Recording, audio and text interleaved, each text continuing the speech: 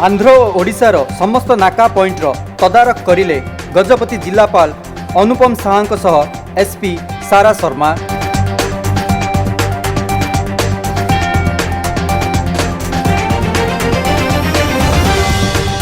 पूर्वरु एही सीमांतवर्ती अंचल को तीक्ष्ण नजर रखिबा पई सीसी कैमेरार व्यवस्था होइथिले मध्य आज सीमा पार करुथुवा लोकंकर तालिका को टिकिनिखि भाबरे जांच करा जायछि।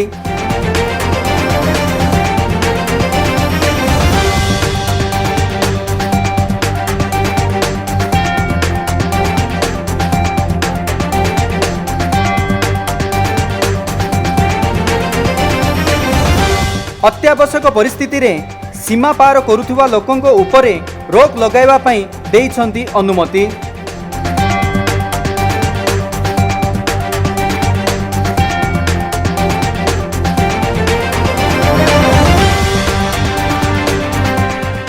नाका पॉइंट रे कार्यरत थिबा पुलिस कर्मचारी मानंकु हाई अलर्ट रहिबा पई कहिबा सह प्रवेश को कड़ाकड़ी भाबरे तदारख करिया पई देइछंती निर्देश।